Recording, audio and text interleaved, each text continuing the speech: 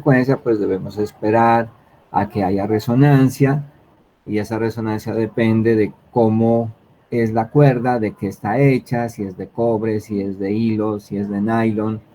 Y esa casería es la que nos aproxima a una resonancia, es decir, que la frecuencia del generador de ondas, que la frecuencia del oscilador coincida con la frecuencia natural con que oscila la cuerda, y en ese momento entonces vamos a tener como resultado de la superposición una interferencia, que recuerden que sería pues la superposición de ondas armónicas. Esa es la condición adicional para la interferencia. Entonces vamos a tener ondas que viajan en el sentido positivo del eje X, si yo lo llamo aquí eje X, y ondas que se devuelven. O sea, la onda cuando ve este obstáculo muy fuerte, entonces la onda simplemente se refleja. O sea, aquí voy a dibujar un pedacito de onda llegando aquí, y luego la onda se devuelve por abajo. Entonces lo que nosotros siempre vamos a tener en ese punto donde la onda choca, en ese punto donde la onda ya no puede seguir, sino que la única opción es devolverse.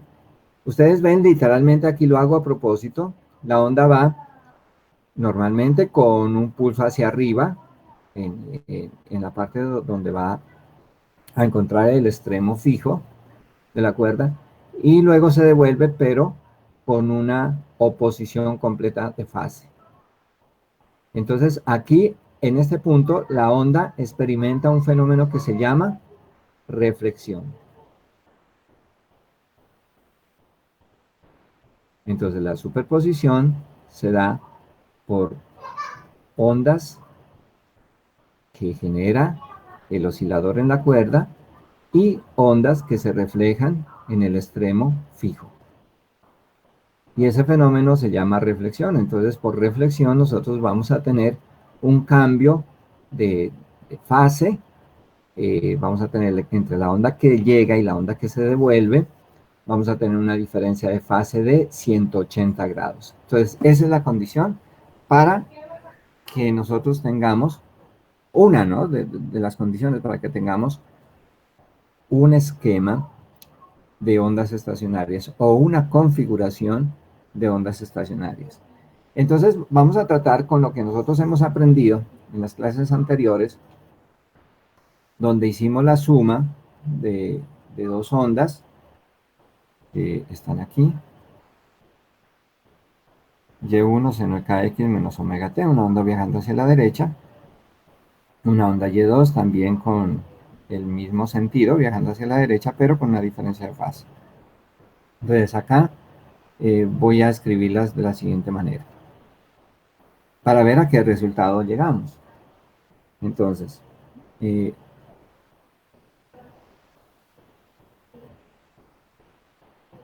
eso sería la superposición, o sea, el análisis que vamos a hacer.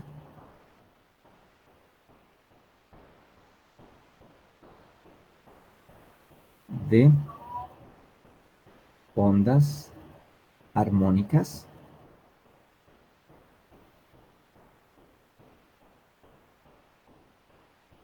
dos puntos. Incidente, o sea, la que llega al punto fijo, la llamamos incidente o incidencia, y reflejada.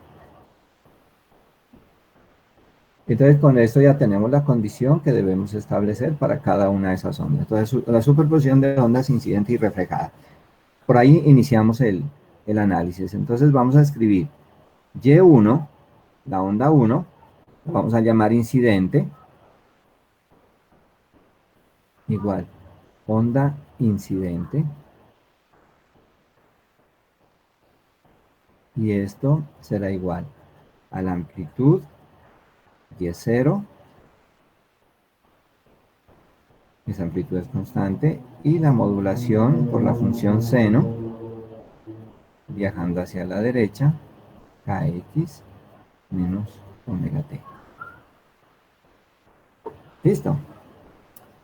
Y ahora escribimos Y2 igual a onda reflejada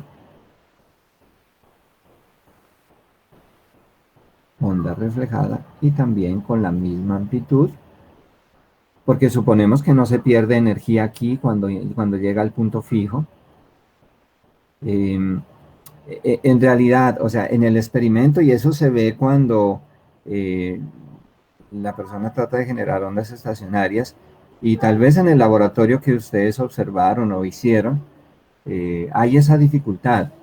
Si el soporte es defectuoso, o sea, la sujeción de la cuerda no es óptima, entonces vamos a tener un choque inelástico de la onda contra ese soporte. Y eso hace que se pierda energía. Y eso hace que a lo mejor no se mantenga la fase de 180, de 180 grados. Entonces aquí, ese hecho de que la fase es 180 grados, pues simplemente lo podemos poner así. Una consigna más. Pero entonces recuerden, suponiendo que el choque entre la onda y el soporte es elástico, eso significa que no hay pérdida de ninguna característica, no hay pérdida de energía. La onda como va, se devuelve. Fíjense esa suposición tan fuerte. O sea, en la realidad eso no ocurre.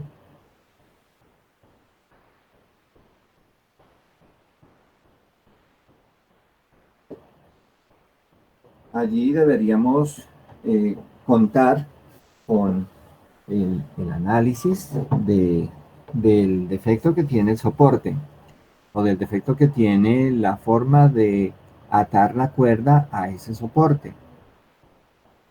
Y si uno lo hace con cuidado, pues no tendrá mayor inconveniente en buscar esa frecuencia de resonancia. Recuerden que todo esto se da cuando hay resonancia. ¿Entre quién? Entre el oscilador que genera ondas y la forma como oscila la cuerda. El señor que mostraba el experimento mostraba un péndulo y él decía, el péndulo solo oscila de una manera. Claro, él tiene una característica.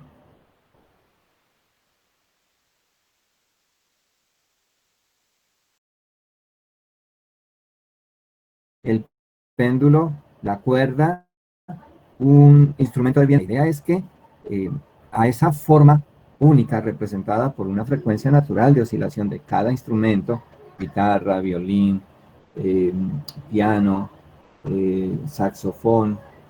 Entonces, la virtud de quien interpreta ese instrumento es tratar de establecer un sistema de ondas estacionarias para poder tener tonos de menor energía, o sea, tonos graves, y tonos de mayor energía, que son los tonos agudos. ¿De acuerdo? Esa es la diferencia entre cada uno de ellos. O sea, este es el de menor energía. De hecho, la frecuencia, si ustedes ya hicieron el experimento, la comparan con la frecuencia de estos dos modos, va a ser menor. Y este fundamental va a ser mucho menor que estos 7, 2, 4, 6, 7 vientres que se forman acá. Entonces recuerden que aquí vamos a llamar a estas amplitudes máximas, lo vamos a llamar vientre, y a estos lugares donde parece que se anulara eh, y que hasta ahí llegara la oscilación, pero recuerden que la onda sigue, se llama nodo. Entonces la pregunta que surge aquí es,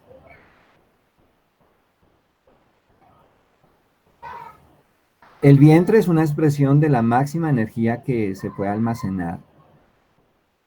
Y normalmente en aplicaciones de mucha importancia tecnológica, normalmente uno quiere generar el mayor número de vientres posible. Porque cada uno de estos es una cajita de almacenamiento de energía. Almaceno energía aquí, guardo energía acá, guardo energía acá, etc. Eso les explicaré más adelante, que es un amplificador de luz. Y el amplificador de luz es esto precisamente, tratar de guardar en estas cajitas la mayor cantidad de energía. Entonces, ¿por qué aquí parece que se anulara el movimiento ondulatorio, pero la onda que incide sigue su camino y la onda que se refleja sigue su camino? Entonces, estos nodos son un ejemplo experimental muy claro, como lo vimos en el video, de el principio de superposición. O sea, las ondas se encuentran allí en ese punto, interfieren destructivamente y siguen como si nada hubiese ocurrido. O sea, ahí está el principio de superposición, el que nosotros habíamos iniciado escribiendo en nuestra clase. Dos o más ondas pueden viajar por el mismo espacio, unas independientes de otras, después de haber eh, efectuado su interferencia constructiva o destructiva. O casos intermedios. Los casos intermedios en la generación de ondas estacionarias se presentan cuando la frecuencia no es la de resonancia, la frecuencia del oscilador no coincide, o sea, hay defectos, entonces hay que empezar a buscar, aumentar, disminuir al tacto hasta poder observar ese esquema de manera estable. Entonces, ya tenemos las dos ondas, las vamos a sumar. Eh, Recuerden que aquí vamos a usar, voy a escribirla nuevamente, usaremos la identidad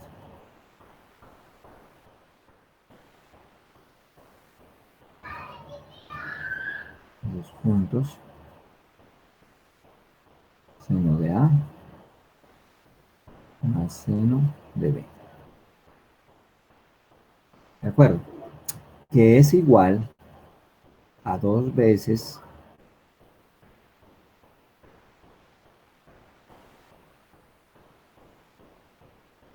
el seno de 1/2 de A más B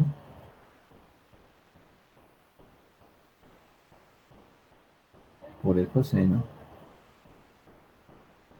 de 1/2 de B menos A. Así. Esa es la entidad que nos va a ayudar a llegar a un resultado, pues, eh, que lo vamos a interpretar. Entonces decimos, bueno, la onda resultante que nos daría un vientre en el extremo o un nodo en el otro extremo. O sea, esos son los dos extremos en los cuales juega el esquema de ondas estacionarias. Entonces tendríamos que esto es literalmente la suma, como si fuesen dos fasores. Entonces tendríamos 2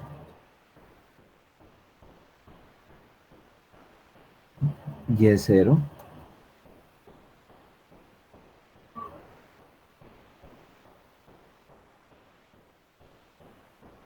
que es el factor común, y aplicamos directamente la identidad. 2y0 seno de 1/2, y aquí es la suma de los dos ángulos. Entonces ustedes ven que en esa suma se eliminan estas dos cantidades. Entonces tendríamos un medio de 2k por x. 2k por x. Listo. Y la parte del coseno sería 1/2, el ángulo B menos el A. Entonces kx menos kx, 0. Wt menos menos Wt, nos queda 2Wt.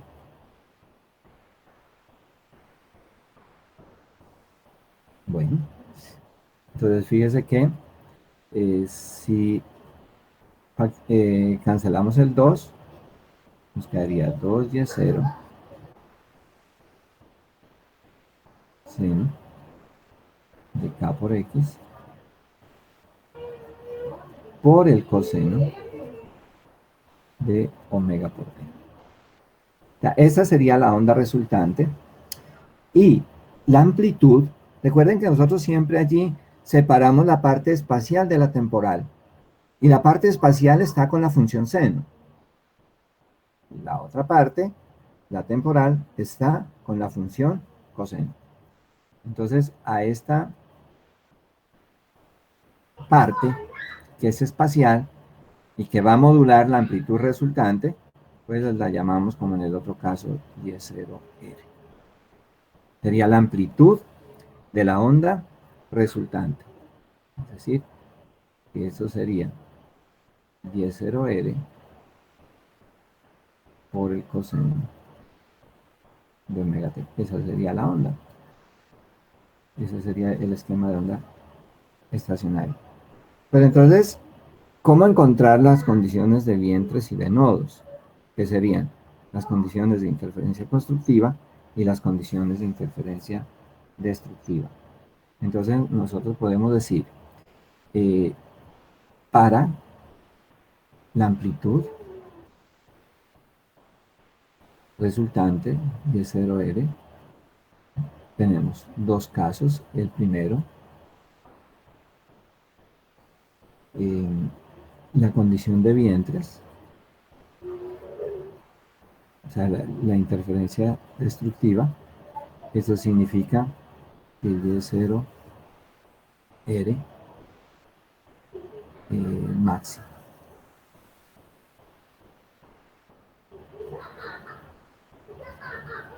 Y eso significa entonces que será igual a 2 veces Y0. Y será igual a 2 veces Y0 cuando el seno de K por X tome el valor de 1. Entonces esto para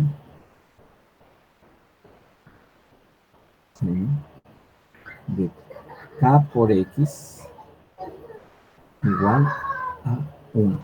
Entonces, ustedes saben que en el argumento K por X, y como son funciones circulares, pues vamos a tener una serie de valores de K por X para los cuales el seno da 1. Entonces, nosotros podríamos escribir K por X igual, recuerden que el seno de pi medios es 1, de 3 pi medios, de 5 pi medios, 7 pi medios, o sea, son todos los números impares. Entonces voy a escribir aquí la serie, que sería impares 2, m más 1, de toda la serie impar, 2m más 1, múltiplo de pi sobre 2. Entonces, para todos aquellos valores, con m iniciando desde 0 el primer valor, el segundo 1, 2, 3, vamos a tener valores de seno para esos ángulos múltiplos de pi medios, el seno vale 1.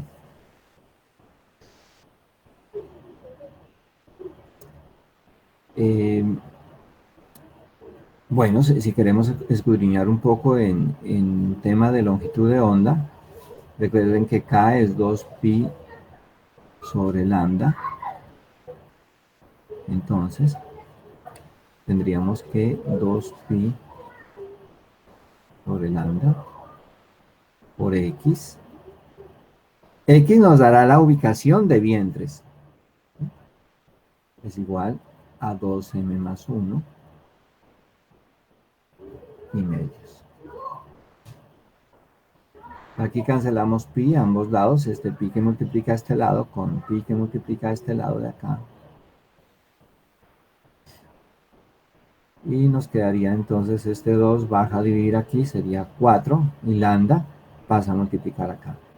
Entonces la conclusión aquí es que las posiciones, los sitios donde encontraremos vientres, sería cada vez que demos un valor a m, y encontraremos entonces el múltiplo de lambda sobre 4. Esas serían las series de vientres que encontraríamos en ondas estacionarias. 2m más 1, lambda sobre 4. Sería la condición de vientres. Y lo mismo podemos hacer para nodos.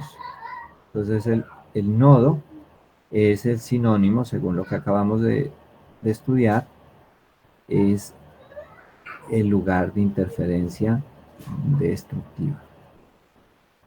Entonces vamos a tener aquí el otro extremo,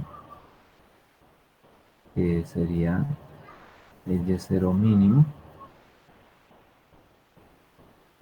y eso sería igual a 0. Ya la onda se destruye en estos puntos. Esto para, seguimos el mismo argumento, seno de k por x igual a 0.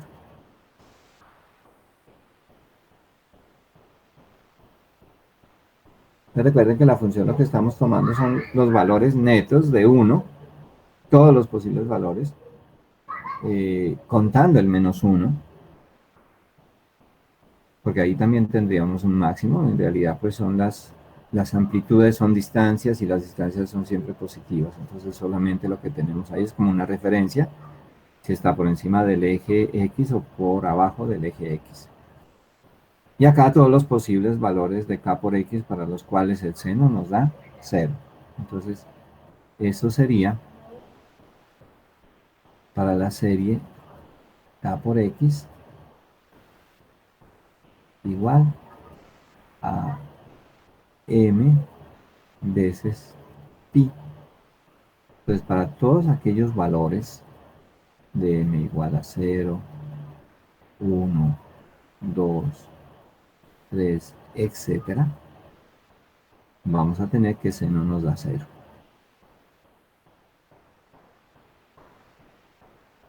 O haciendo lo mismo que hicimos arriba, reemplazando el valor de k, que es el número de onda, nos quedaría por x igual a mpi. Lo que nos daría la oportunidad de encontrar todas aquellas posiciones donde hay nodos, empezando desde acá, desde el origen de coordenadas acá. Entonces sería, se cancela pi, nos quedaría m lambda sobre 2. M lambda sobre 2. Entonces, fíjese, aquí tendríamos toda la serie de posiciones de vientres, y acá tendríamos toda la serie de posiciones de nodos. Entonces aquí tendríamos vientres, y acá tendríamos nodos. O interferencia constructiva e interferencia destructiva. Entonces, aquí en este dibujo, que nos ayuda a ilustrar un poco el tema de las ondas estacionarias, pero pues en realidad uno observa ondas en todos estos espacios, ¿no? O sea, allí se ve como un velo, se ve como una cortina allí en estos, al interior de estos nodos. O sea, allí hay una serie de coincidencias y unos grupos de ondas modulados, obviamente. Es que esa es la gráfica de la función que nosotros encontramos. Nosotros tendríamos aquí una serie de ondas con diferentes amplitudes moduladas por la función coseno. Entonces vamos a tener ondas con amplitud 0, con amplitud 1 medio, con amplitud 3 cuartos, etc. Vamos a tener lleno de ondas o vientres que estarían simbolizando la energía que se almacena en cada configuración. Y recuerden que este sería nuestro modo fundamental y esta sería toda la serie armónica. Ahora ustedes se pueden dar cuenta aquí, por ejemplo, cuál es la distancia. Yo puedo corroborar para saber que esto está bien hecho. Cuál es la distancia entre un nodo y otro, ¿sí?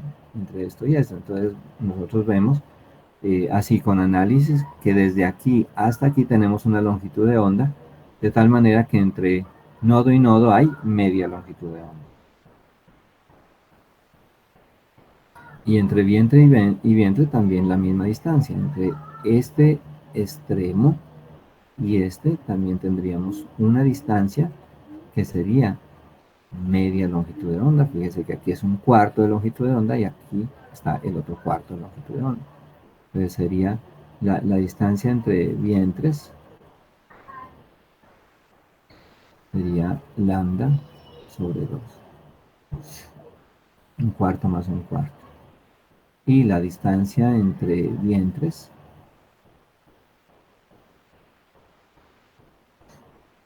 en, perdón, distancia entre nodos, sería esto, hasta aquí. Y ustedes se pueden dar cuenta de ahí fácilmente que el resultado es el correcto. También sería lambda medios. Entonces, vientres separados uno del otro, lambda medios, y nodos separados también, exactamente, lambda medios, porque eso es lo que nosotros llamamos como una simetría en la configuración. O sea, no vamos a tener, eh, dadas las condiciones, por ejemplo, de que la cuerda está atada en dos extremos, no vamos a tener la mitad de un vientre. Literalmente no lo vamos a tener. O es un vientre completo y entre el número de vientres hay, incluyendo los extremos, separaciones por nodos. Entonces, separación de vientres lambda medios, separación de nodos también lambda medios. Ahora nosotros podemos ir un poco más allá y hacer eh, el análisis de qué frecuencia necesitamos para una cuerda dada. O sea, uno podría como tratar de estimar esos valores de frecuencia para los cuales uno quiere obtener un vientre, dos vientres, tres vientres, o generar un gran número de vientres en una cuerda. Pero yo les decía a ustedes que eso depende de la frecuencia. Vamos a tratar de demostrar esa situación. Entonces, a la longitud de la cuerda la vamos a llamar L, minúscula, así. L es la longitud de la cuerda.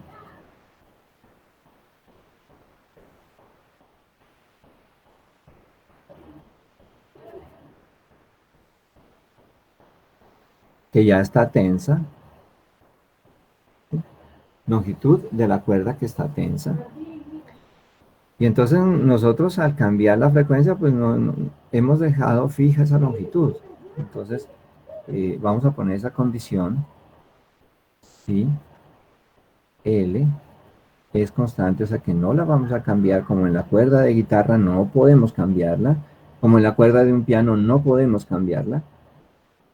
Ya si es un instrumento de viento, entonces sí, yo pues dirá, no, bueno, es que ese sí cambia la longitud, pero eh, vamos a hacer análisis por separados. Entonces, en este caso, la longitud de la cuerda que sostiene ondas estacionarias, esa longitud es constante. Entonces, podemos hacer el siguiente conteo. Para el modo fundamental,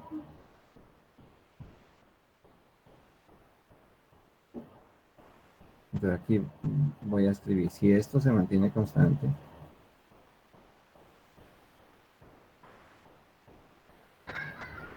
fundamental. Entonces yo debo tener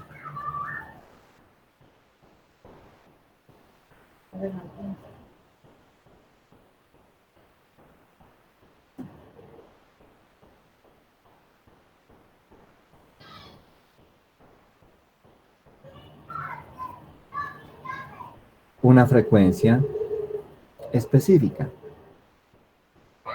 Y si tengo una frecuencia específica, pues tengo una longitud de onda específica. Pero entonces, como aquí voy a tratar de separar la parte temporal de la parte espacial, entonces espacialmente yo tendría que la longitud L en el modo fundamental, la longitud es la misma para todos los modos, entonces va a ser igual y contamos cuántas longitudes de onda hay. Entonces vemos aquí que hay la mitad de una longitud de onda.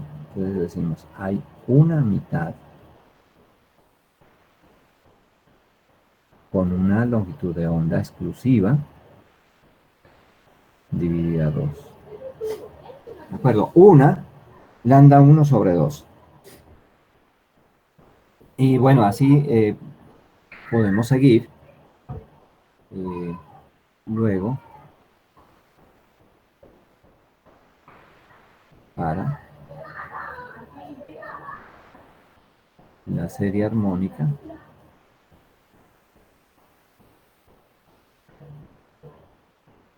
o sea, la idea es encontrar como una regla general del número de vientres o del número de modos. Entonces, para la serie armónica yo digo, bueno, la misma longitud de cuerda, tendríamos en el segundo, tendríamos dos medias longitudes de onda, pero esas longitudes de onda son más pequeñas, entonces las voy a llamar diferente, lambda 2/2, etcétera. O bueno, para que veamos cómo sería esa serie, vamos por el tercero, que sería esto. Tenemos 1, 2, 3. 3, lambda 3/2. 3 lambda 3/2. Entonces, fíjese cómo iría. 1, 2, 3, la que sigue será 4, 5, 6, etc. Y el mismo número que lleva aquí, lo lleva a la longitud de onda, porque estamos generando diferentes frecuencias. Entonces, etcétera. Vamos a tener 3, 4, 5, 6, 7, 8.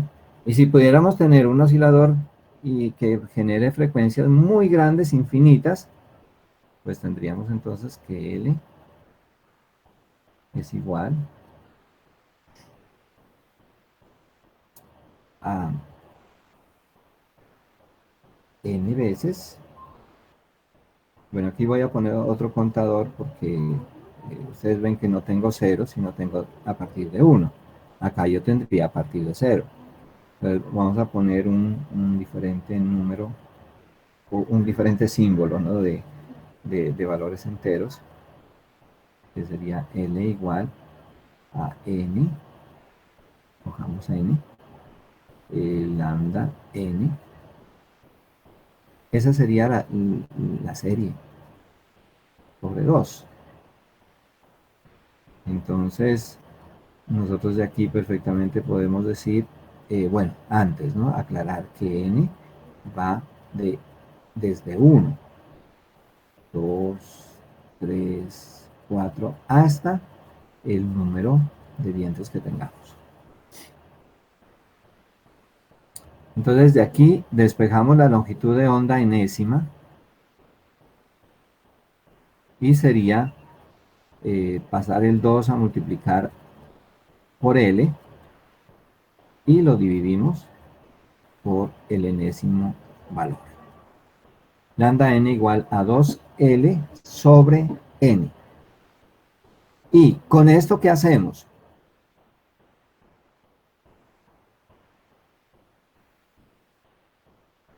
Entonces ponemos 0. La velocidad con que se propagan las ondas, tanto la que llega y se devuelve, y luego acá también la onda que se devuelve, vuelve y se refleja, y así sucesivamente para sostener este sistema vibratorio estacionario. Entonces, la velocidad de fase, recuerden que esto lo vimos en las propiedades de las ondas, se puede escribir como el producto de lambda por la frecuencia. Entonces, fíjense que ya empiezo a relacionar la cantidad temporal, que es F, con la cantidad espacial, que es lambda. Entonces, aquí nosotros podemos escribir eh, despejando f, que es igual a la velocidad v sobre la longitud de onda. Entonces, lo que a nosotros nos queda muy difícil controlar longitudes de onda. En su laboratorio lo más sencillo era controlar la frecuencia. La longitud de onda se podría eh, camuflar, digamos, en los valores de frecuencia. O sea, ahí va a estar, obviamente, pero es más fácil regular electrónicamente un oscilador. Entonces aquí, como esa velocidad con que viajan las ondas hacia un lado y el otro, y lo hacen con velocidad de fase b, y esa velocidad de fase es constante, y luego la onda que se devuelve tendrá la misma velocidad constante, porque esa velocidad depende de la tensión y de la densidad lineal de masa de la cuerda. Entonces aquí podríamos decir que V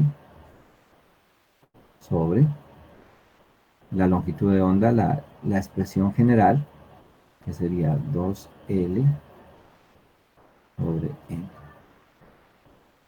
Aquí aclaramos que la velocidad es la raíz cuadrada de la tensión sobre la densidad lineal de masa, para saber qué es la velocidad de fase.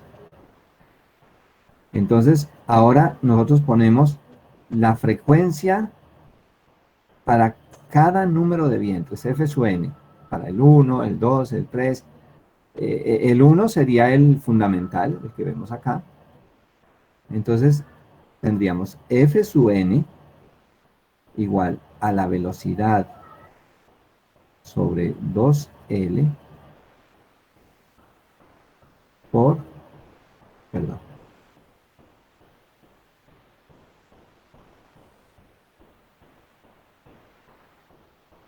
la velocidad sobre 2L multiplicado, y vamos a escribirlo un poco más arriba. Entonces tendríamos que la frecuencia enésima, o la frecuencia generatriz sería n veces factor de b sobre 2L. Esa sería. Entonces fíjense que ahí ya podríamos conocer cuál es la frecuencia que necesitamos. Ah, que necesito que me genere un solo vientre. Ah, listo, hacemos el cálculo en igual a 1, hacemos el cálculo de la velocidad, lo dividimos por 2L y ya sabemos cuál es la frecuencia. O sea, esto es para uno saber y no dar tantos ensayos para lograr la frecuencia fundamental que se necesita. O sea, esa formulita es mágica. De tal manera que el fundamental, la frecuencia del fundamental simplemente será 1 sobre 2L. La frecuencia fundamental. Entonces, ustedes ven que eso está aquí, o sea que la serie armónica Fn, yo la podría escribir como n veces el fundamental. Bueno, esa es la conclusión que sacamos aquí. Serie armónica.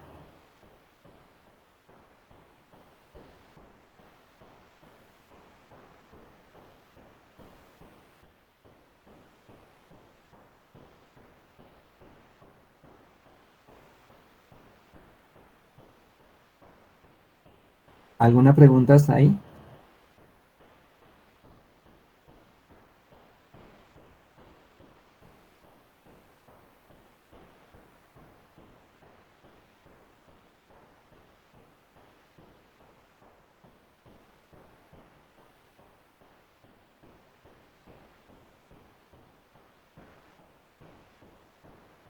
¿Alguna pregunta hasta ahí? ¿O alguna Una pregunta. pregunta del tema? Sí, señor, le escucho.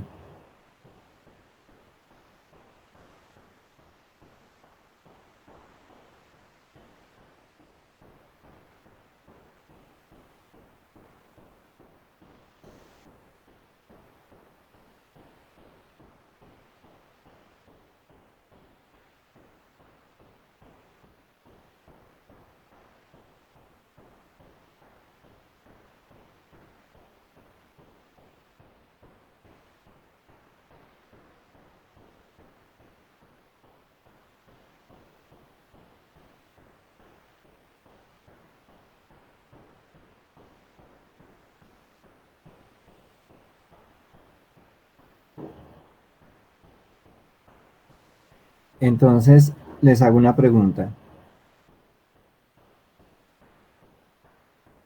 ¿Qué es un tono?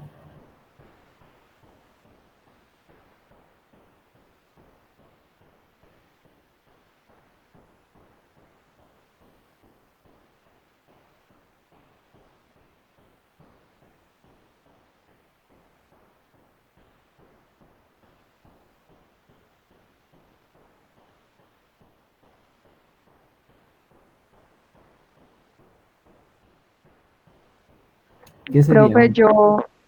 yo supondría que es como el sonido asociado a cada una de esas frecuencias. Exactamente, exactamente. O sea, la serie armónica está conformada por el fundamental y los sobretonos. O sea, que cada vientrecito de esos es un tono adicional. Yo puedo considerar un tono dos vientres de esos, profe. Sí, sí, sí, claro. Claro que sí. Para n igual a 2. Si queremos 10 vientres, serían todos los sobretonos al fundamental, que se adicionan al fundamental. Si tenemos 20, serían todos los sobretonos que se adicionan al fundamental. Entonces, el tono es como fraccionar el fundamental en unas cantidades proporcionales y completas. Eso es tono. Entonces, si nos preguntan a nosotros qué es en el sonido, porque ya estamos pues a punto de entrar a nuestro tema de ondas sonoras, ¿qué diferencia hay entre intensidad, tono y timbre? Creo que esa es la pregunta muy frecuente en pruebas de IFES. ¿Cuál es la diferencia entre intensidad, tono y timbre? Entonces uno siempre tiene muchas dudas o confusiones en esas tres propiedades del sonido.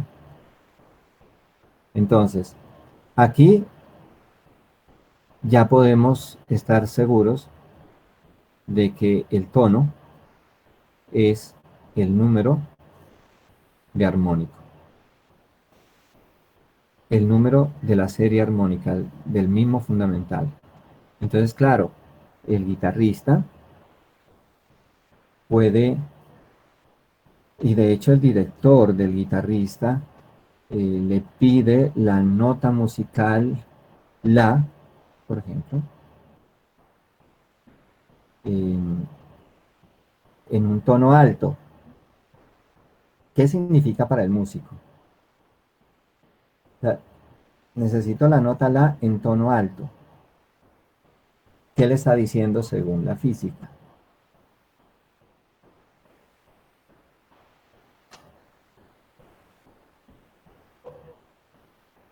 Profe, Sí, señor. una pregunta. Es que yo Claro. quería saber cuál es la definición pues correcta de timbre, porque es que cuando uno se va a buscar sale que es como una característica de un sonido en particular, pero no sale bien qué es, porque por ejemplo el tono se refiere a la frecuencia, pero el timbre Exactamente. nunca sale qué es. Exactamente. Entonces, el tono es claro para todos. O sea, si yo les pregunto, antes de pasar a explicar qué es el timbre, si yo les pregunto, cuando a alguien le piden una nota, sea de canto o de una nota originada en una guitarra o en cualquier otro instrumento, y le piden la nota la alta, entonces significa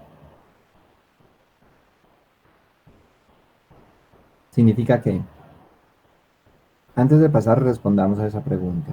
Hay que subir la frecuencia, ¿no? O sea, hay que sea más grande la frecuencia. Exactamente, que está pidiendo el mayor número de nodos, perdón, mayor número de vientres posible. Claro que eso, pues, si uno cuenta nodos, debe tener en cuenta que el número de nodos es el número de vientres más uno. ¿Sí? Es lo mismo, el número de vientres o nodos. Entonces, cuando se pide la nota la o do o re en tonos altos, entonces le está pidiendo la nota con mayor frecuencia posible. Entonces, ¿cómo suena? Suena más agudo. ¿Sí? Entonces, es como si nosotros quisiéramos distinguir entre la voz femenina, que sería esto, y la voz masculina, que sería esto en el caso extremo. Entonces, cuando la misma nota, es tocada por el mismo instrumento y es en tono bajo, o sea, quiere decir que es el fundamental. Claro, que el director le dice no, en el fundamental. Entonces, ese mismo sonido, con la misma guitarra, o sea, no hay que ir a buscar otra guitarra especial para eso, ¿no? Con la misma. Entonces, la nota la o do suena más grave. Entonces, los tonos son agudos o graves. Los tonos agudos son con mayor frecuencia de resonancia y los tonos graves son los de menor frecuencia. Ahora, hay instrumentos pues, que se especializan en tener un sonido bastante grave, que son los bajos. Ese guitarrón grande que normalmente pues está incorporado en una orquesta musical. Entonces, yo espero que tengamos ya ese afianciamiento en lo que es el tono. La intensidad ya es qué tan grueso es un vientre, o sea, qué tan ancho, ¿sí? O sea, porque recuerden que aquí tendríamos dos veces Y0, entonces, claro, eso suena más duro. Digo más duro en el sentido en que estoy haciendo referencia a la energía que estoy generando eh, como intensidad. Recuerden que la intensidad es proporcional al cuadrado de la amplitud. Entonces, bueno, en sonido ya hemos hecho un análisis de potencia, en sonido haremos análisis de intensidad, que es la potencia por unidad de área. Y bueno, entonces ahí viene una cosa, qué tan alto es el volumen de un equipo de sonido, qué tan bajo es. Bueno, pero eso es intensidad. Pero qué tan agudo o grave es modos. Ahora, los armónicos, permítame.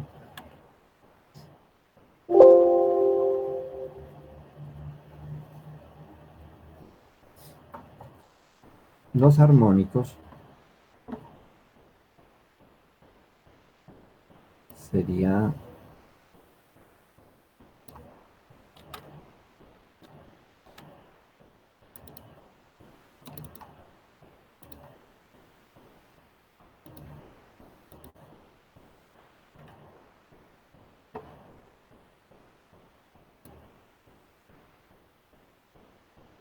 como lo dicen los músicos, son la cantidad de adornos al mismo modo. Entonces, yo voy a tratar de hacer sugestivo el gráfico para los armónicos. Entonces, por ejemplo, aquí ustedes ven una media longitud de onda perfecta. Pero yo puedo intentar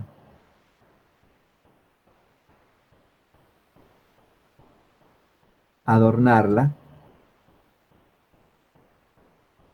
con una serie de onditas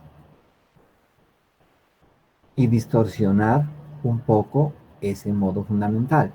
O sea, lo que estoy dibujando allí, y lo voy a poner en este caso, son los armónicos.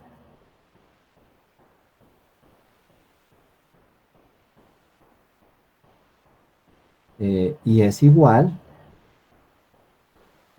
a una suma que puede ser 2 o 3 o 4, incluso hay armónicos de cientos de onditas pequeñas. Suma de onditas, literalmente, ¿no? Onditas a un mismo modo. ¿Sí? Entonces, por ejemplo, en electrónica, cuando uno tiene una meta de generar, combinando capacitores, resistencias, condensadores, uno tiene la posibilidad de generar una onda eh, cuadrada o una onda triangular, por ejemplo esto. Perdón.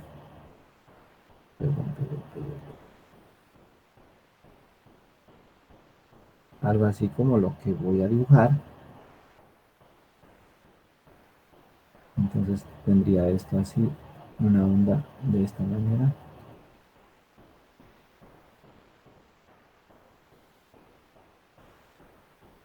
Entonces, esta onda, pues no la puedo expresar como una función seno eh, de k por x, ni una función coseno, o sea, no la puedo modelar como una onda armónica. Entonces yo empiezo a hacer una suma de onditas aquí, y hay un método de hacerlo matemáticamente, o sea, voy sumando onditas, y entre más sume, esto va a dar como resultado casi que una onda senoidal. Y esa es la serie de Fourier. La serie de Fourier es todo ese conjunto de onditas que voy sumándole a la onda que logré configurar. Entonces, el teorema de Fourier dice que cuando eh, el número de onditas tiende a infinito, pues yo tengo una onda senoidal o cosenoidal perfecta. Ahora, en el caso del sonido, yo puedo pronunciar la nota do.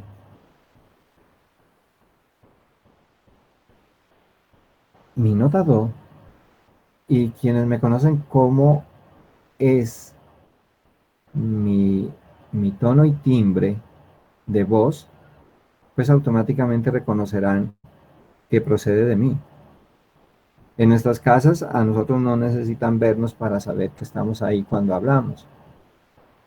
Entonces cada uno de nosotros, además de tener modos, podemos ponerle timbres, y el timbre es característico. Entonces cuando gritamos ponemos timbre, eh, cuando cantamos ponemos timbre, y eso hace la diferencia entre un cantante y otro, eso hace la calidad.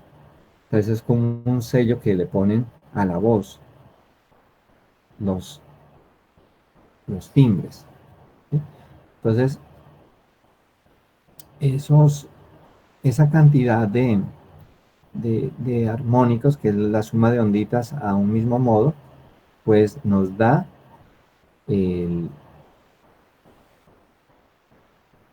la definición o característica del timbre, ¿sí?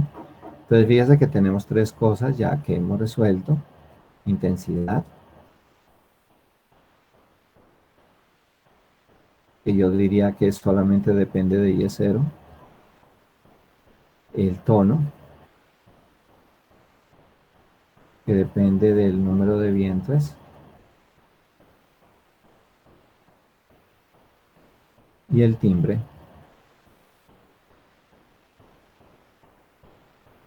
que son leves distorsiones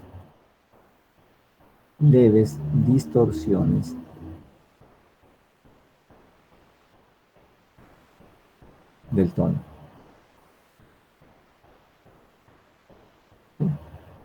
Por esos adornitos que uno le va poniendo. Y esos adornitos son característicos de las cuerdas vocales de cada uno de nosotros. Bueno. Vamos entonces de la misma forma a hacer este ejercicio. Por ejemplo, este es un tubo que está cerrado en un extremo. Un tubo cerrado en un extremo y luego el tubo que está abierto en los dos extremos. Entonces aquí vienen los dibujos de las ondas que genera la persona que interpreta el tubo, o sea, produciendo una corriente de aire y dependiendo de las características del tubo, o sea, las características de forma como longitud, diámetro, etcétera, pues va a generar diferentes tonos e incluso va a tener oportunidad, si es muy habilidoso, de acompañar cada tono con un timbre. Entonces, aquí ustedes ven que el, el, el dibujito de color rojo, que sería la onda que alcanza dentro del tubo, porque el tubo tiene una longitud de L. Entonces, si está cerrado, este extremo está cerrado aquí.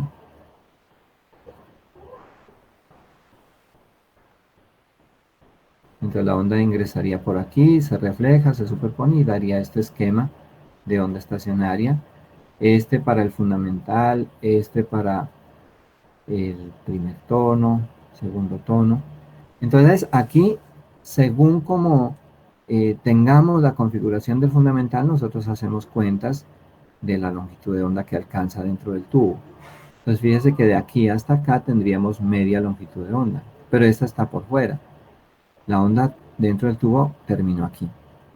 Entonces lo que nosotros tendríamos es que en el fundamental la longitud es lambda cuartos. La longitud es lambda cuartos. Entonces la longitud del tubo es constante, L, igual al fundamental 1, lambda 1 sobre 4. En el segundo, nosotros tendríamos L igual. Y contamos. Entonces tendríamos un cuarto, 2, 3. 3 cuartos. Entonces tendríamos 3 lambda 2 sobre 4.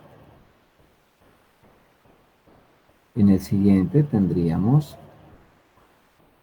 1, 2, 3, 4 y 5. Tendríamos 5 lambda 3 sobre 4. Etcétera.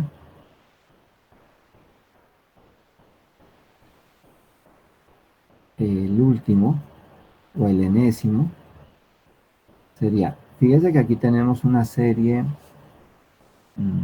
impar. Entonces nosotros tendríamos allí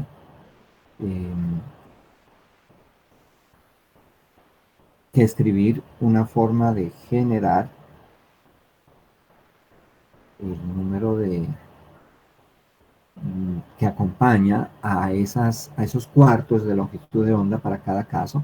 Y las longitudes de onda son distintas, pues, por lo que vimos anteriormente, porque corresponden a frecuencias distintas. Entonces nosotros tendríamos aquí 2m más 1 o 2n más 1 lambda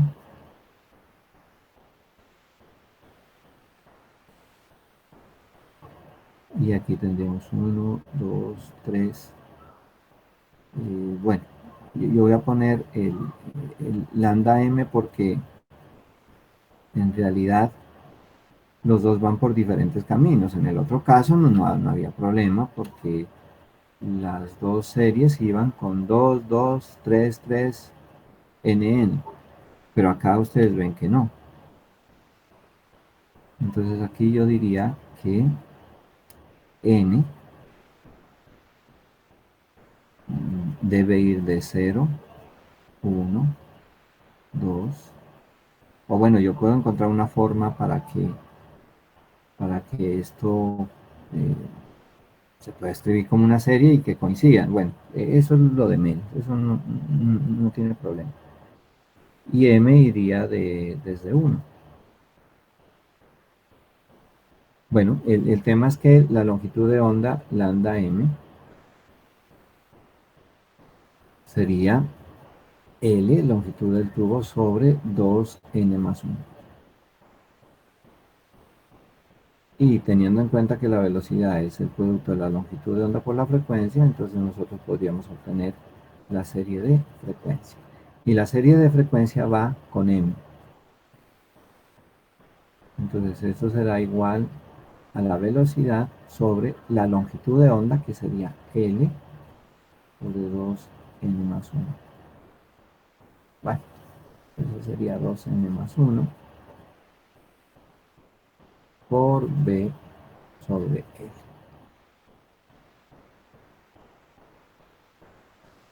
Eh, Perdón, ahí creo que me falta. eh, no, ahí tengo un error. Porque estoy diciendo que eh, esto debe ser sobre 4, ¿no? Me falta ese término. En la generalización olvidé escribir el 1/4. Entonces aquí, esto sería lambda m igual a 4L, 4, 4L sobre 4. Entonces la frecuencia sería eh, B sobre 4L sobre 2N más 1. Aquí sería B sobre 4L. Allí tendría los valores de frecuencia. Eh, eh, para la frecuencia fundamental 1, 2, 3, y en el otro lado pues tendré los correspondientes. Cuando m vale 1, pues n vale 0. Bueno, esa sería la serie. Entonces el fundamental sería F1, y recuerden que sería cuando n vale 0. Entonces tendríamos B sobre 4L. Entonces nosotros podríamos escribir toda esa serie como 2n más 1 por F1. Esa sería la serie armónica de un tubo cerrado en un extremo. 2n más 1, perdón, 4L. Yo lo puse aquí como incluido en el fundamental, ¿no? Sí, está bien, está bien. Aquí está. Entonces 2n más 1 por F1.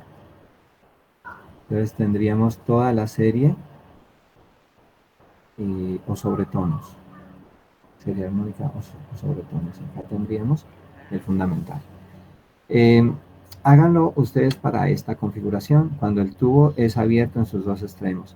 Y me dicen cómo es F, M para este caso.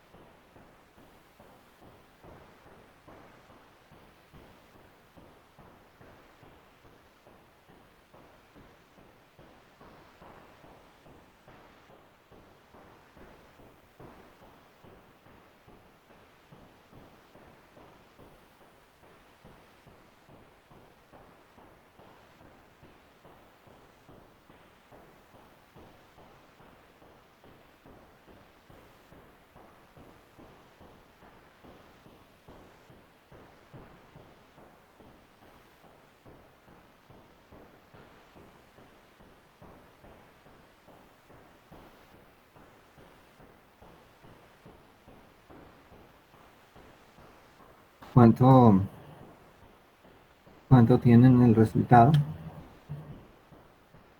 ¿Cómo sería esa frecuencia?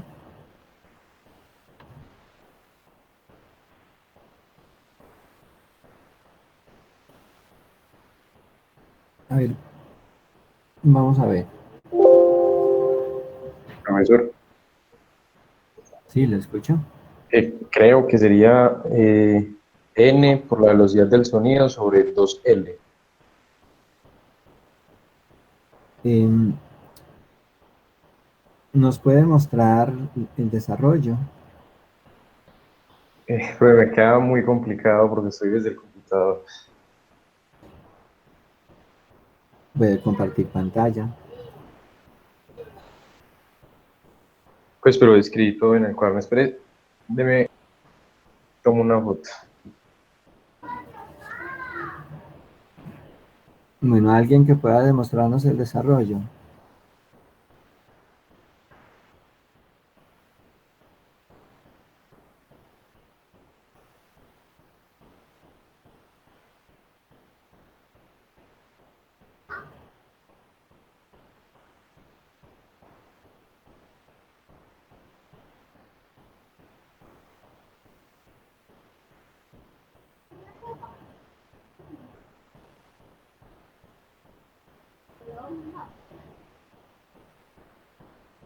Felipe Andrés.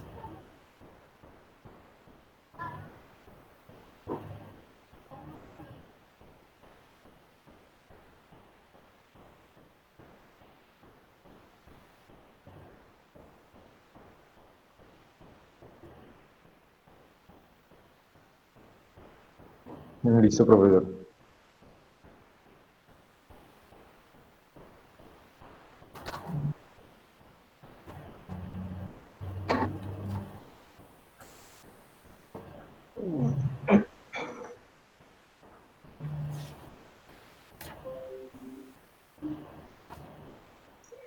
Profesor, ya estoy compartiendo. Ahí se ven.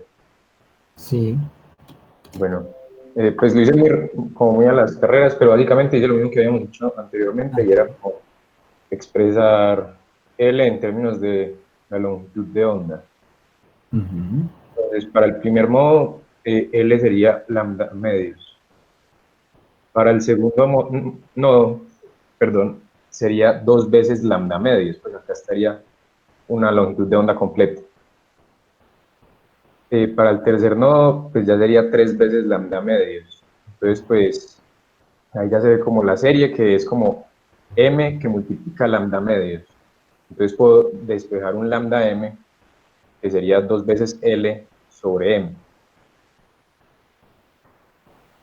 Ya de ahí, pues, utilizando la relación entre la frecuencia y la velocidad, me quedaría que la frecuencia es la velocidad del sonido sobre lambda m y ya me quedaría m por velocidad del sonido sobre 2L con m variando desde 1 hasta infinito, pues.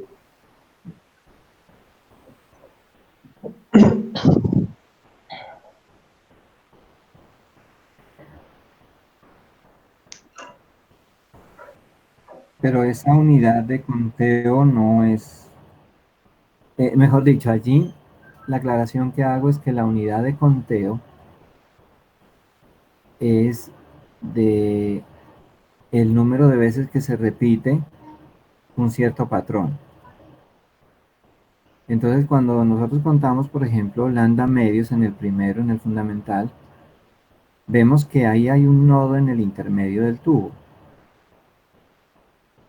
Entonces, eso significa que vamos a tener una unidad de conteo más pequeña.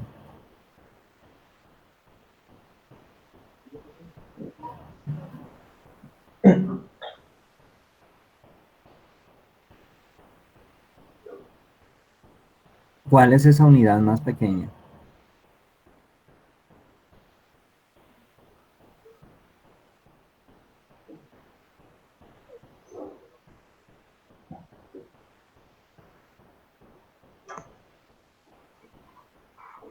¿Cuál es la unidad de conteo? Recuerden que es más o menos lo que nosotros tendríamos en fracción de vientre y en el medio del tubo tendríamos un nodo. En el segundo tendríamos una, dos, tres, cuatro fracciones de vientre y tendríamos una separación dentro del tubo de dos nodos.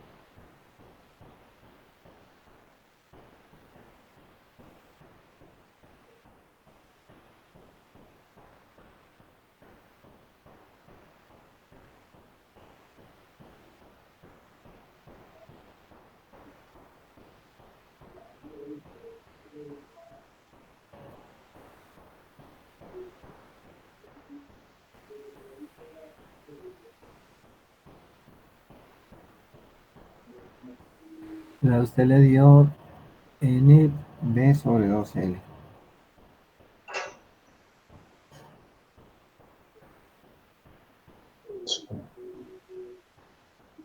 Bueno, que nos da igual.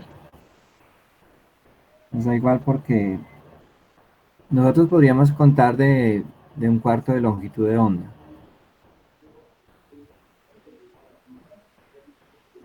Que en el primero tendríamos 2/4 de longitud de onda. Sí. Pero en últimas es lo mismo porque simplificamos. Sería un medio de longitud de onda. Y seguimos contando con ese mínimo, ¿no? Con esa mínima distancia que, que sería el patrón para los siguientes modos. El mínimo de distancia. Sería Entonces uno como puede, en lugar de escribir 2n más 1, que era en el caso anterior que era impar, escribirlo como 2n para que fuera la sucesión, pues la serie par. exactamente.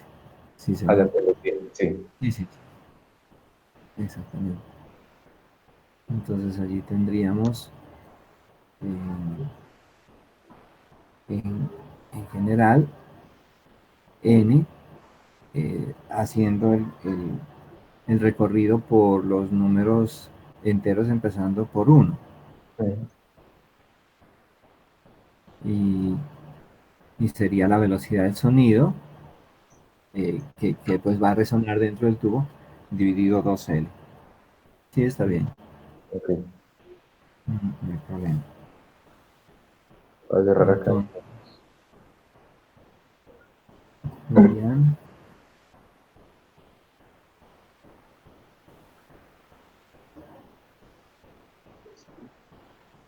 Bueno, hoy prepararé o seleccionaré mejor unos problemas para que ustedes vayan ensayando las soluciones. Vamos entonces ahora a, a entrar a nuestro tema nuestro último tema de ondas mecánicas, que es lo que hemos venido como utilizando en estas últimas clases como ondas sonoras o ondas de sonido. Entonces,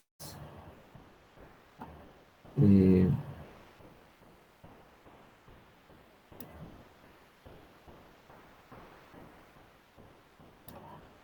la presentación.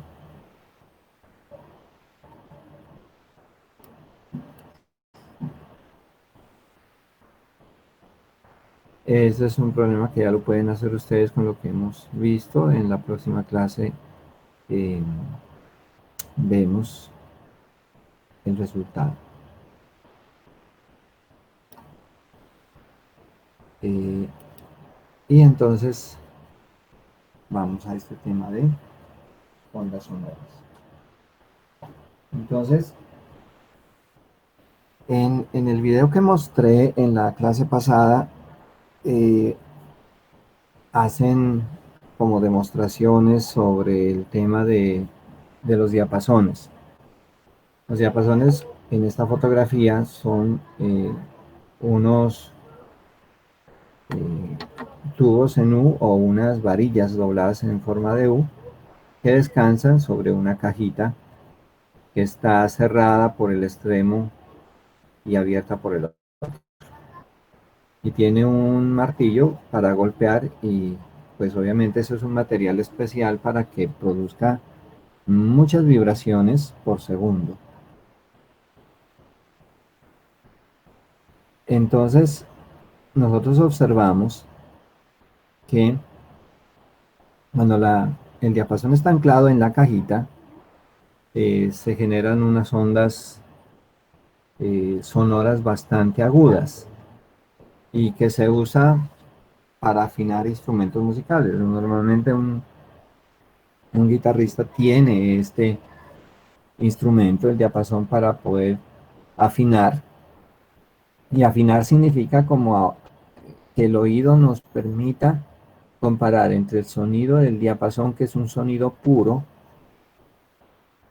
con el sonido de la cuerda de guitarra. O sea, cada cuerda va a tener pues una forma de generar tonos. Entonces el diapasón tiene que acoplarse a uno de esos tonos para que el guitarrista sepa que la guitarra está lista, está a punto, está comparada cada una de sus cuerdas, la oscilación de cada una de sus cuerdas con la oscilación de un diapasón. Al golpear lateralmente, se obliga a que estas ramas del diapasón, estos dos extremos, vibren. Entonces ellos van a vibrar doble porque pues se va a transmitir el movimiento o la perturbación o la fuerza momentánea cuando se golpea de una rama a la otra.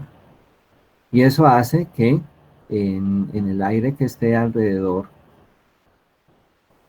de ese diapasón se producirá una perturbación en el aire. Entonces, el martillo perturba la varilla doblada en U. Ella vibra. Y esa vibración es un oscilador para poner a oscilar las partículas de aire. Entonces, acá pues hay una caricatura de eso, de cómo oscila cada extremo de la varilla y cómo logra generar oscilaciones en las moléculas, en las partículas de aire que lo rodean. Entonces aquí el aire pues es el que va a oscilar, cada parte del aire va a oscilar y cada molécula del aire le comunica el movimiento a la siguiente y esa es la señal que se propaga, esa es la señal de sonido. Entonces cuando el aire en ese movimiento oscilatorio tiene la oportunidad de volverse más denso, vamos a registrar una presión mayor o vamos a tener un lugar de compresión mejor. Y cuando ellas se mueven separándose entre sí, vamos a tener lugares de expansión o de menor presión o de menor densidad. Entonces aquí hay menor densidad en comparación con estos sitios donde pues sugestivamente se dibuja las lineecitas como si fuesen los lugares que van a ocupar las moléculas. Pero en realidad, yo les pregunto a ustedes, ¿alguien ha visto las ondas sonoras?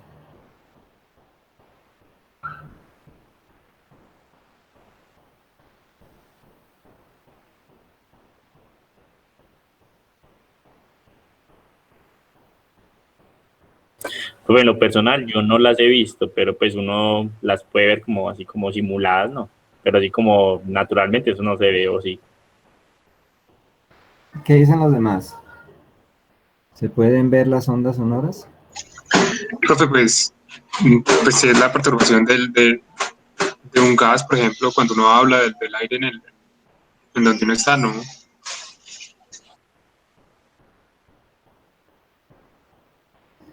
Exactamente. Hay que empezar por ahí haciendo la claridad. Nosotros venimos de hablar de ondas en una cuerda que sí las podemos ver. Nosotros vimos ondas estacionarias en el video y lo podemos hacer. En la casa se puede hacer una onda estacionaria con cualquier cuerda, un soporte y no más. Podríamos hacerlo. Podemos hacer ondas en un resorte y las vemos. Pero las ondas sonoras no las vemos. Al menos con nuestros sensores que son los ojos, no es posible verlas. Sin embargo, nosotros sentimos su efecto. Entonces, hay sensores adecuados para eh, sentir esas ondas sonoras, que son nuestros oídos.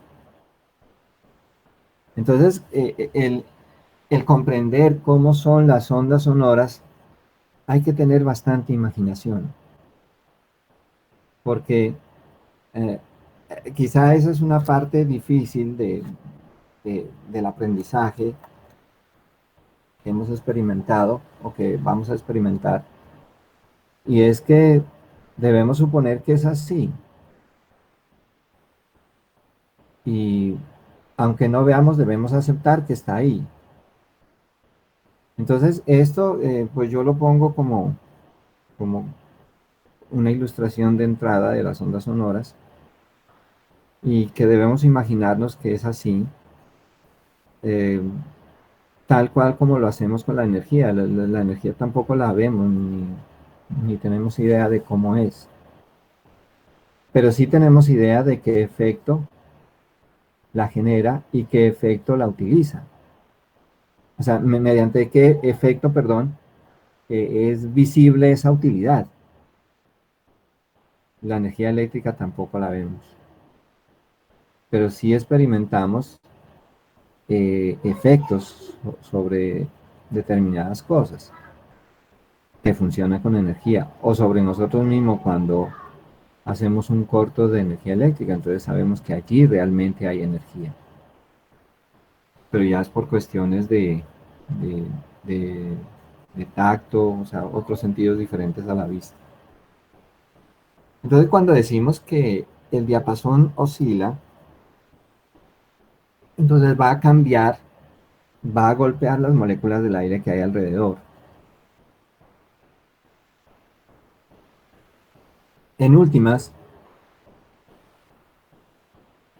las ondas sonoras se producen cuando un oscilador perturba la densidad de una sustancia sólida, líquida o gaseosa.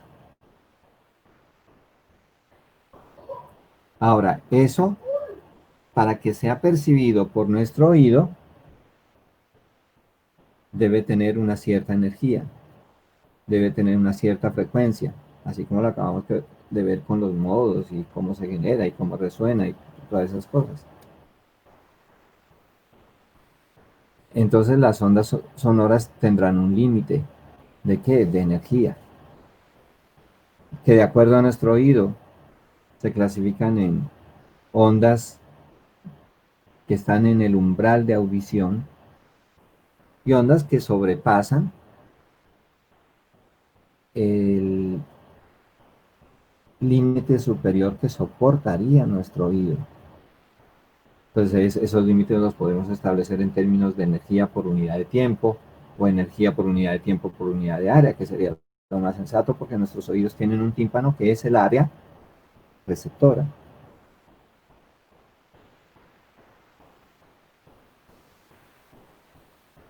La otra cosa es que las ondas sonoras,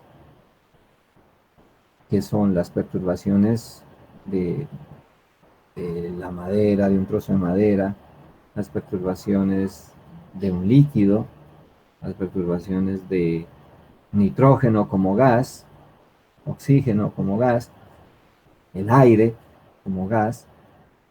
Entonces, esas ondas sonoras eh, es el resultado de la perturbación.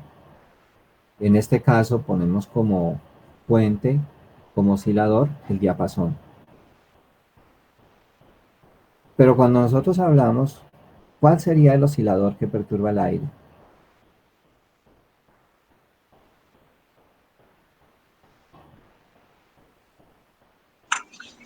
Profe, ¿serían las cuerdas vocales?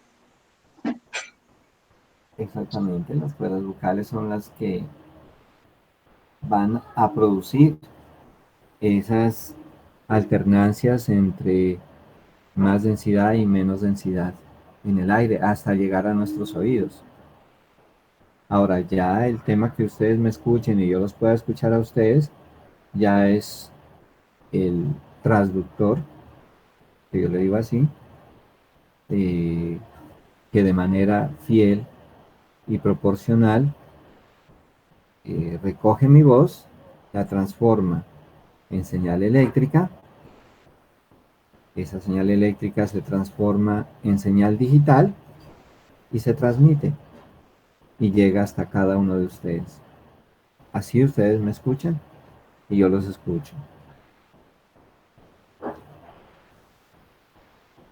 Entonces hay muchos intentos por tratar de simular esas ondas sonoras para ver cómo son o cómo se comportan, pero pues es un poco inútil porque cuando se transforma en otra cosa, ya perdemos como muchas características que deberíamos tener en cuenta para esas ondas sonoras.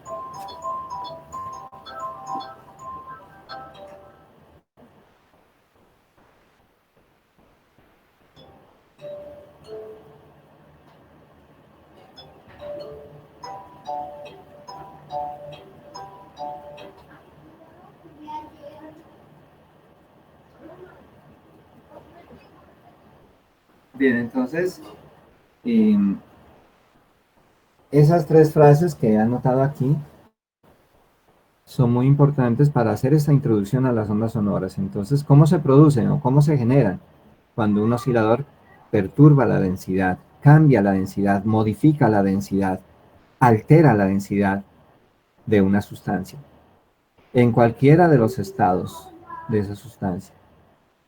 Sólido, líquido, gaseoso, pues no pongo el plasma, pero el sonido también es capaz de propagarse en el plasma, que es el cuarto estado de la materia. ¿Cómo se propaga? La onda se propaga mediante la interacción de las moléculas del medio. Entonces, hay una zona cercana al diapasón, que es la que recibe el golpe, pero ellas se la van comunicando molécula a molécula. Entonces, una la golpea y la otra alcanza a la siguiente y también la golpea. Y esta a su vez golpea a la que sigue. Entonces, el medio, la sustancia es el soporte de esa propagación de ondas sonoras. Si cortamos el medio, si en algún sector del camino por donde viajarían esas ondas, hacemos un vacío, aquí hacemos una burbuja de vacío, entonces las ondas no se propagarían allí. Tendríamos una interrupción aquí, ya no escucharíamos absolutamente nada.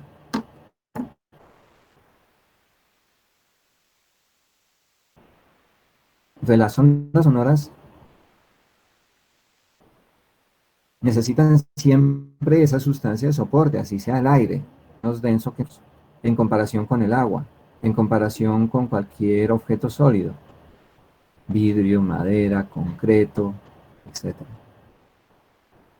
Entonces, el medio de soporte es la facilidad que haya en esa sustancia para que las moléculas se comuniquen ese movimiento.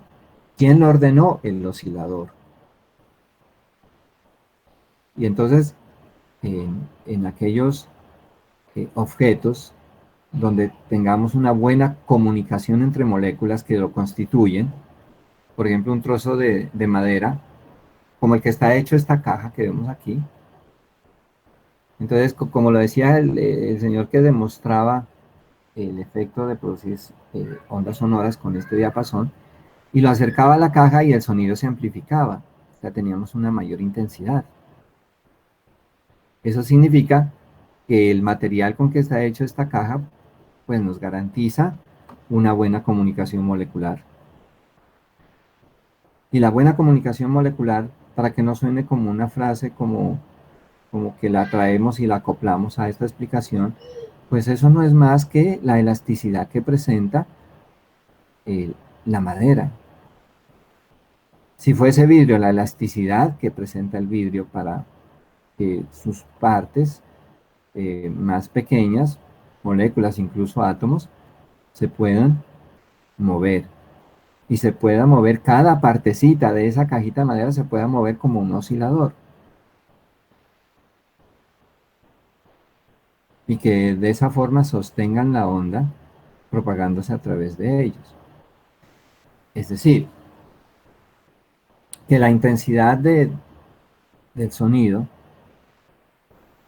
depende del tipo de material por donde se propague.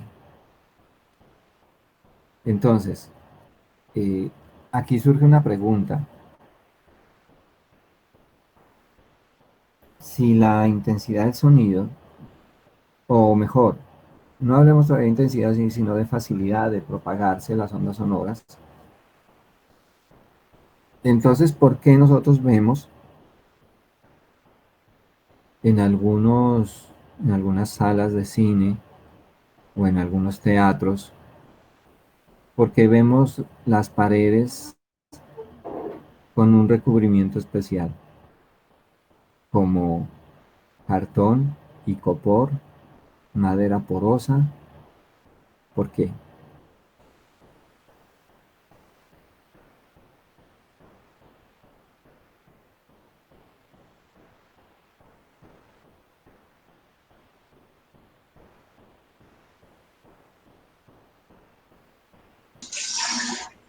Profe, eso es como para que el sonido que está dentro de esa habitación, pues de la sala, pues no salga, o evitar que salga lo más poquito.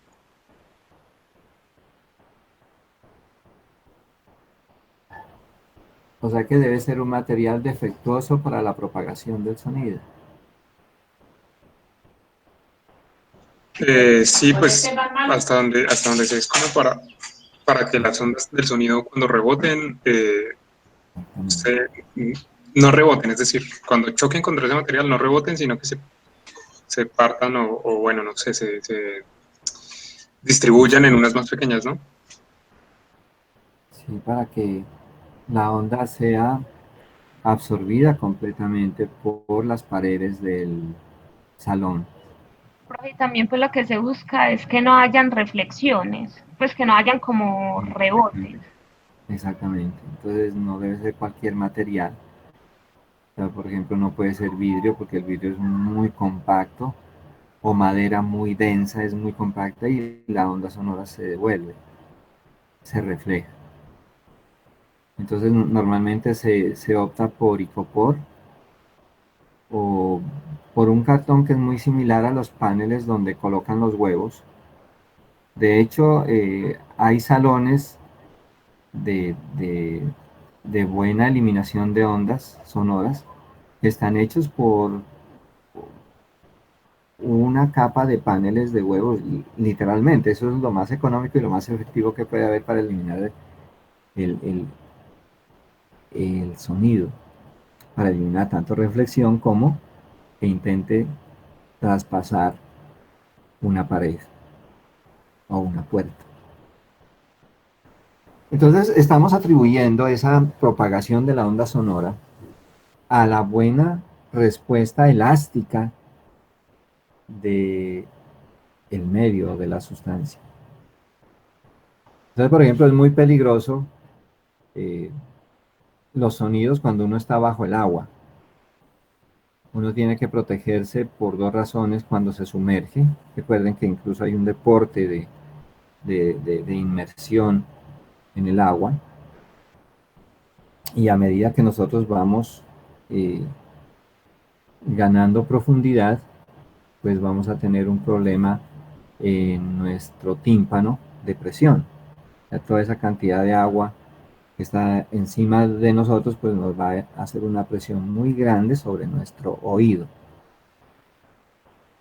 Y eso significa que a medida que nosotros nos sumergimos, debemos cuidar nuestro oído, aparte de la presión que ya es crítica, debemos cuidarlo de cualquier sonido que se pueda producir bajo el agua.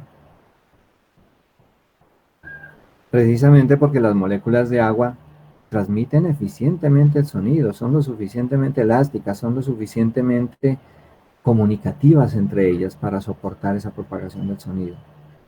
Entonces cualquier sonido, pues como el señor acercaba ayer en el video, el diapasón a la madera pues se amplificaba. Entonces cualquier sonido dentro del agua se amplifica. Y la presión sumada con la cantidad de agua que tenemos encima de nosotros a cierta profundidad, la presión se multiplica y podríamos resultar con un problema irreparable de ruptura de esa membrana que es la que va a oscilar cuando recibe el sonido, que es el tímpano. Entonces hay sustancias que son más indiferentes al sonido, pero hay otras sustancias que son aptas para el sonido. Me refiero a la propagación. Y que eso depende de cómo esté hecha su estructura molecular, su estructura atómica y molecular. Ahora, las moléculas que componen el medio o la sustancia se van a convertir en osciladores que tratan de copiar la oscilación de la persona que habla, o del diapasón, o del ruido de la guitarra, perdón, de quien interpreta la guitarra, de la nota musical de la guitarra, del piano, del saxofón, que son instrumentos que están hechos para eso, precisamente para perturbar la densidad del aire.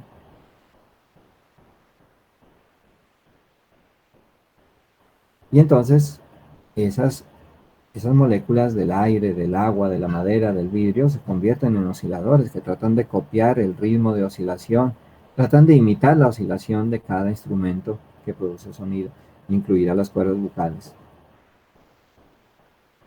Y esa oscilación se hace, como sugestivamente se muestra aquí, el extremo del diapasón oscila de derecha a izquierda. Entonces, asimismo se va a producir la propagación de la perturbación a lo largo de, no quiero decir a lo largo de, sino de, en la dirección horizontal, digámoslo así, porque si digo a lo largo de, estaría como restringiendo, pero en realidad el diapasón lo escuchamos en cualquier lado que estemos, no es en una sola dirección. Entonces el sonido que emite este diapasón es tridimensional. Entonces, y en esta dirección en la que está oscilando, pues vamos a tener mayor energía. Entonces, el sonido se propaga, las moléculas se mueven hacia adelante, hacia atrás, y van transmitiendo la señal. De tal manera que aquí, en los lugares donde hay más moléculas, están más juntas, están más densas, tendríamos la amplitud máxima de la onda. Y en los lugares donde están más separadas, menos densas, tendríamos el valor mínimo de la onda, mínimo negativo, o sea, la amplitud menos y0. Quizá aquí es donde podemos encontrar un significado pues más realista de lo que es la amplitud. Entonces, lugares altos, máxima densidad, lugares de amplitud con signo negativo, lugares de menor densidad. Entonces las moléculas del medio oscilan en la dirección en que se propaga la onda. De tal manera que las ondas sonoras tienen una característica importante. Y aquí pongo un ejemplo de cómo se generan con un altavoz. El altavoz es el transductor de esas ondas sonoras. E incluso si hay una electrónica antes de llegar al altavoz, pues vamos a tener amplificación. Entonces, ¿en qué consiste el altavoz? Pues él tiene un diafragma que oscila y oscila a altas frecuencias. O sea, para nosotros esos son altas frecuencias. De tal manera que casi no vemos el movimiento del diafragma, porque haciendo referencia al diapasón, tenemos ondas sonoras del orden de cientos de hertz, de cientos de ciclos por segundo. Por ejemplo, los diapasones son 380, 400, 440 Hz, y ya son sonidos bastante agudos. Un diapasón de 500 Hz, pues, es el límite en agudeza, y que se cambia la frecuencia poniéndole unas pesitas a cada extremo del diapasón. Pero entonces aquí el oscilador es un diafragma o es una membrana, así, muy similar a lo que es la estructura del oído. Quizá estos instrumentos que transmiten, que generan y que son dúctiles a la modulación. Quiero decir que nuestra voz se puede transmitir a través de un altavoz, o normalmente conocido como parlante. Entonces yo puedo hablar y el altavoz está a merced de lo que yo diga, de cómo module, incluso de copiar los tonos de mi voz y los timbres de mi voz. Eso es lo que se llama fidelidad del sonido.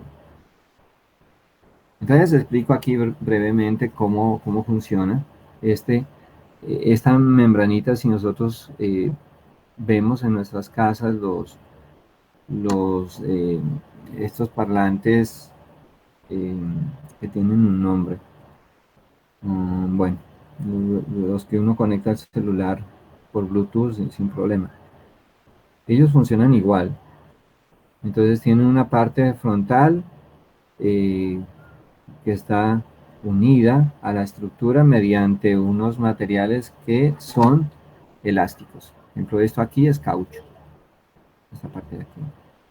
Y la parte central es donde está el oscilador. Entonces, oscila a tal frecuencia que perturba el aire, que cambia la densidad del aire y produce el sonido, y se propaga a través del mismo aire. Entonces, ¿cómo es posible que esa membrana oscile? Entonces aquí hay en detalle un dibujo de cuál es el mecanismo para que ese diafragma pueda oscilar. Entonces aquí hay un núcleo, o sea, detrás de esto hay un núcleo que es de características magnéticas, o tiene características magnéticas. Es hierro con características magnéticas. O, en otras palabras, es un imán. Y alrededor de esa barrita de imán hay un recorrido de alambre, que está aislado con un esmalte especial, y aquí cuenta el número de vueltas que tenga enrollado alrededor del imán. Y ese alambre así enrollado se conoce con el nombre de una bobina de alambre. Entonces tenemos imán y tenemos una bobina. Los extremos de ese alambre que están enrollados alrededor del imán van a una fuente eléctrica, una fuente de voltaje, una fuente de corriente. Y entonces cuando esa fuente de voltaje cambia en- en- entre que haya voltaje y no haya voltaje, pues produce un efecto de movimiento de esa membrana. Gracias al efecto, o al fenómeno, perdón, gracias al fenómeno de inducción de Faraday. ¿Alguno de ustedes me puede decir qué es la inducción de Faraday? Porque ese es el curso de electricidad y magnetismo, o electromagnetismo.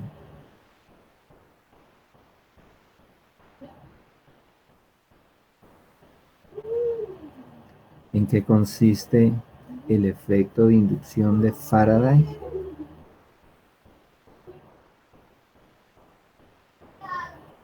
Pues que en un circuito se induce corriente cuando hay cambio de campo magnético en una bobina. ¿A causa de qué? ¿O por qué causa?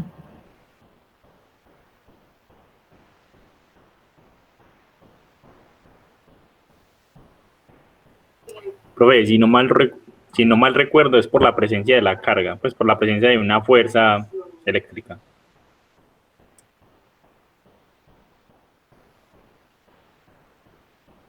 No.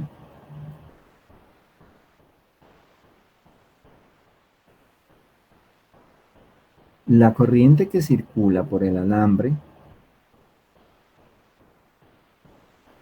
crea en su interior, donde está el imán, otro campo magnético. Entonces, allí vamos a tener un campo magnético porque hay corriente de carga eléctrica. Hay carga eléctrica oscilante. Cada vez que tengamos una corriente eléctrica a través de un alambre, así no oscila adelante atrás, simplemente esté acelerada de un extremo a otro, como cuando la conectamos a una fuente de corriente, entonces esa bobina se convierte en una fuente de campo magnético. Esa bobina crea un campo magnético en su interior. Entonces, como tenemos una barra de hierro con propiedades magnéticas, vamos a tener allí una coincidencia de dos campos magnéticos, uno de la bobina y otro del imán. Y dependiendo del sentido en que circule la corriente a través de esa bobina, vamos a tener que como resultado de esa interacción habrá una repulsión de fuerzas magnéticas y cuando invertimos la corriente habrá una atracción de fuerzas magnéticas. Entonces, cuando hay repulsión, la membrana de color azul que he dibujado aquí, o diafragma, se mueve hacia adelante. Y cuando invertimos la corriente, se mueve hacia atrás. Entonces, la forma de modular es cambiando el sentido de la corriente tan rápido como lo podamos hacer. Y eso se puede hacer a través de la modulación de nuestras mismas cuerdas vocales, que pasaría la voz a través de un micrófono. El micrófono convierte esa señal en señal eléctrica y como nuestras cuerdas vocales van a producir rarefacción, o sea, menor densidad y aumento de densidad en el aire, entonces la corriente eléctrica sigue ese mismo ritmo. Entonces la carga eléctrica que va a través de esa bobina ahora lo hace a merced de nuestra voz, a merced de nuestras cuerdas vocales.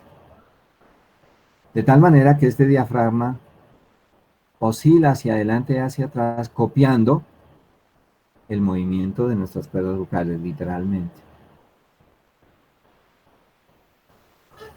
Entonces, así funcionan los altavoces. Entonces, ellos son fuentes de ondas sonoras, se emiten y avanzan en el espacio y en el tiempo gracias al aire. Y los frentes de onda son esferas o partes de esferas. Esferas, como el mismo nombre lo dice, en 3 dimensiones.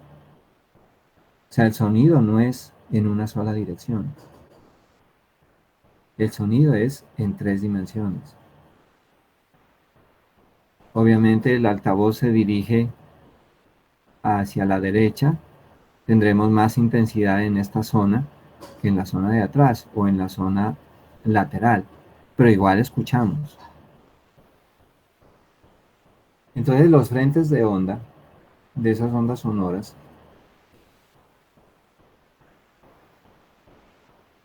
como se originan en la oscilación hacia adelante y hacia atrás de la membrana, y ese ritmo lo tratan de copiar las moléculas del aire que están al frente. Entonces nosotros vamos a tener una distribución de ese sonido y en una dirección, por ejemplo en la dirección del eje X, vamos a tener privilegios según la orientación de ese altoparlante. Entonces podemos decir que las ondas sonoras son longitudinales, porque en la dirección que yo quiera analizar, en la dirección X, tengo que las moléculas se mueven hacia adelante y hacia atrás, copiando el movimiento del diafragma. Pero igual se escuchan en otras direcciones, sin perder detalle, solo que con menor intensidad, pero seguimos escuchando. Entonces, si el observador está aquí, escucha mayor energía que el oscilador, que el observador, perdón, que esté por acá. Pero igual va a escuchar. Lo mismo que la persona que esté por acá o por este lado, va a escuchar. Entonces decimos que el cubrimiento es en 3 dimensiones. O sea que el frente de onda es esférico. Porque yo puedo tratar de caminar por aquí, o sea, aquí voy a dibujar un observador.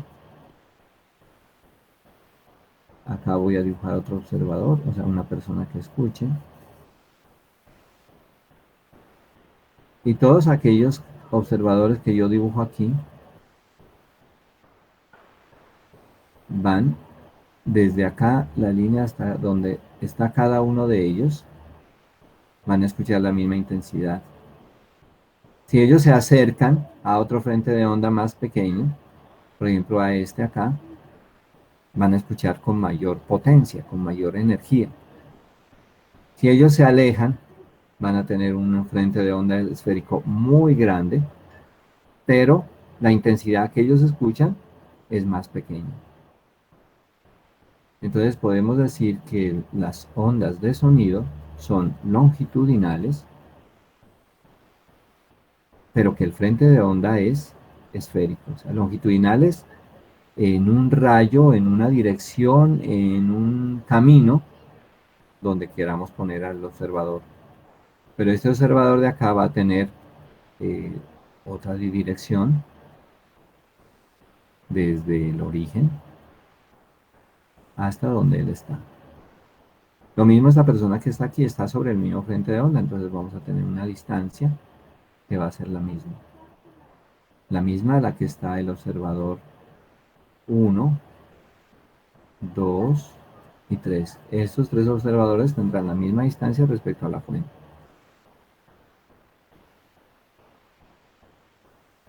Entonces, en ese rango de emisión, por eso yo aquí he recortado esos frentes de onda, en esos rangos de emisión, o sea, el altavoz está hecho para cubrir y garantizar la misma, primero, la misma potencia con que oscila, y segundo, la misma potencia por unidad de área de cada observador que esté acá. Pero si un observador se sale de ahí, aunque esté a la misma distancia de cada uno de ellos, y está por estos puntos, pues el cubrimiento, ustedes ven aquí, la forma como está hecho el altavoz, el cubrimiento será defectuoso. Si un observador se pone aquí, él igual escucha, pero la onda no es tan efectiva como para esos observadores que están acá.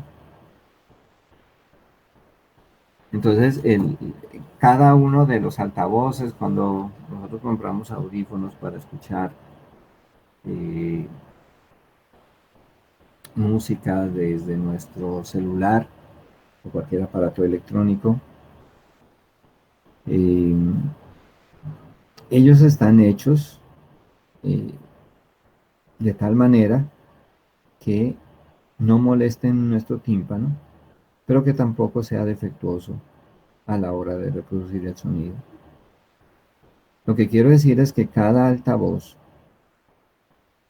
dirige el sonido con mayor eficiencia en un cierto rango de direcciones. Aunque la onda sonora es en 3 dimensiones, pero si aumentamos el rango, o si nos salimos de ese rango para el cual el altavoz fue hecho, pues vamos a tener problemas de calidad. Bueno, voy a enviarles esto es lo que íbamos a continuar pues en el análisis, lo hacemos en la próxima clase, entonces les enviaré un taller y les enviaré estas diapositivas. Muchas gracias, cuídense mucho, que estén muy bien. Gracias, profe. Que estén Feliz muy fin de bien. semana. Lo mismo, que estén muy bien. Gracias, profe. Muchas gracias.